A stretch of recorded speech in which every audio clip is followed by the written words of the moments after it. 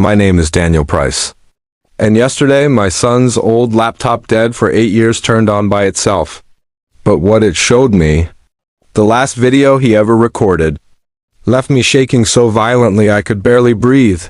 That's the moment that changed everything for me, the moment that cracked open a part of my life I thought was long buried. To understand why this was so terrifying, I need to take you back to who I am and what I've lived through.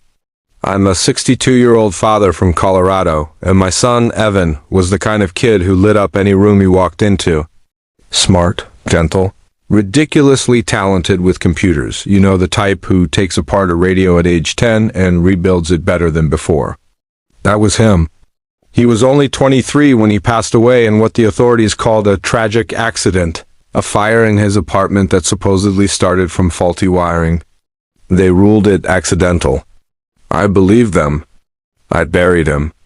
And then I buried the part of myself that still needed answers.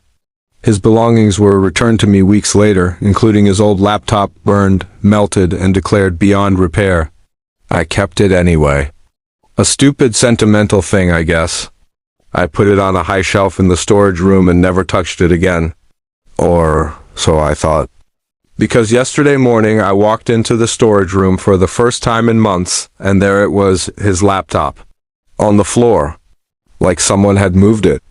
And the screen was glowing.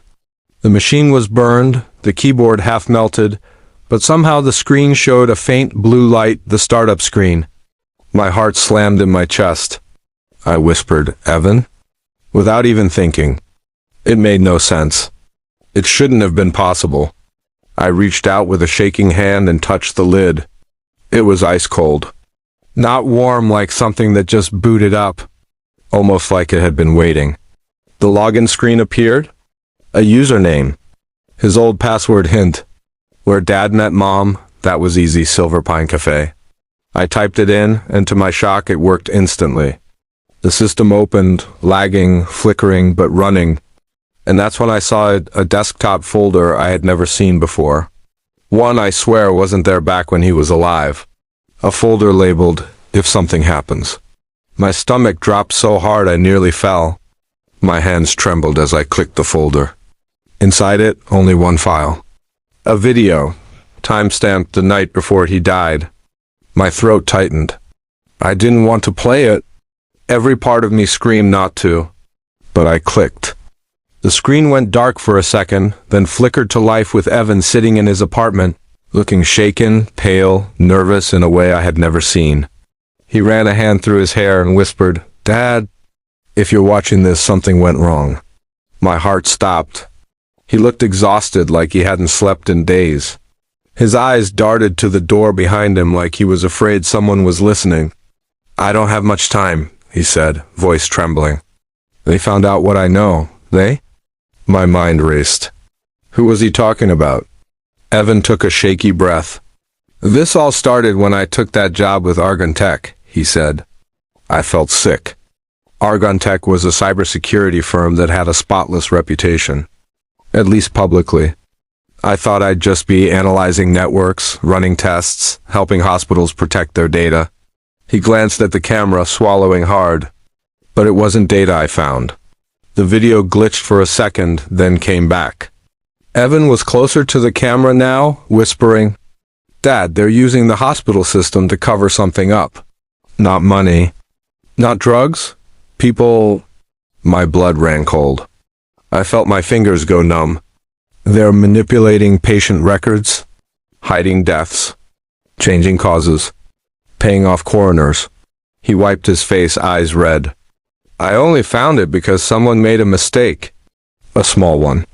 A single patient's file had 2 conflicting reports. I thought it was a glitch. It wasn't, it was a cover-up."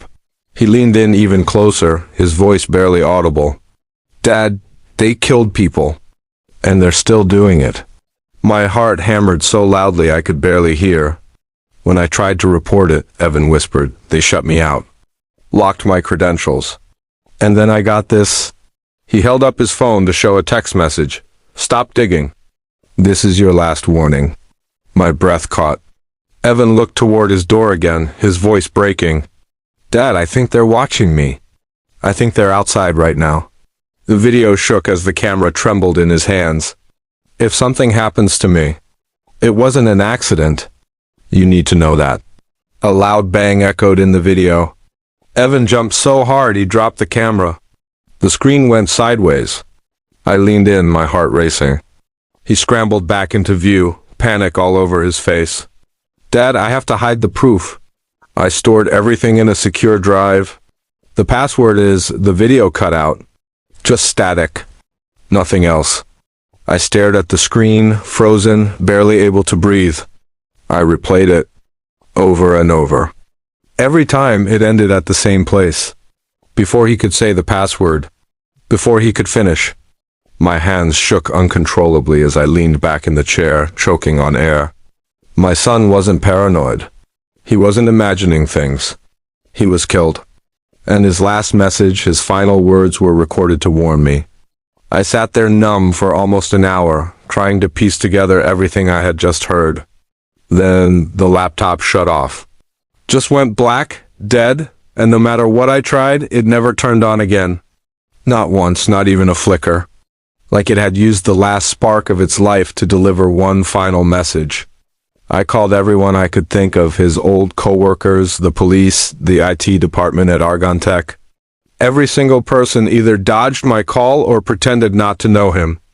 And that's when something even stranger happened. My doorbell rang. I checked the camera. A man in a black suit stood there holding an envelope. No expression. No emotion. Just cold. He didn't say a word. Just placed the envelope on the step and walked away. When I opened it, there was only one sentence inside. Do not open the drive. My heart dropped into my stomach. They knew I watched the video. They knew I was looking for the drive. And they were warning me to stop. But they didn't know me. Because here's the thing, my son died begging for justice. He died trying to save innocent people. And no threat on earth would stop me from honoring him. I tore apart the storage room, searching for anything he could have hidden. And then I remembered something. A month before he died, Evan came home during a storm, drenched, nervous, carrying a small metal box. When I asked what it was, he laughed it off. Said it was just work stuff. He didn't even let me touch it. After that day, I never saw it again. Until last night. I found it. Behind a loose panel in the basement wall, untouched, dusty, locked, the same metal box, the same weight, the same chill that crept into my bones when I picked it up. And inside, exactly what I feared. A small encrypted hard drive.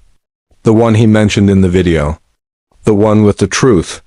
The one people were willing to kill over. I held it in my hands and felt the full weight of the moment, the weight of his fear, his desperation, his love for me, his final warning. And for the first time in 8 years, I broke down, fully, completely. My son didn't die in a fire. He didn't die because of faulty wiring. He died because he uncovered a truth powerful enough to take him away from me. And now it was in my hands. The drive. The evidence. The secret. The danger.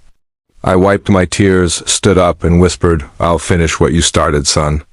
And today, I'm on a plane to Washington. To the one person who can help expose this. My sister, an investigative journalist who's taken down corrupt politicians and entire corporations. Together we're going to open this drive. And whatever's inside it, whatever truth Evan died for, we're going to bring it into the light. For him, for the people he tried to save, and for the justice he never got. Because the dead don't speak. But sometimes they leave messages behind. And my son's message was loud enough to shake the world.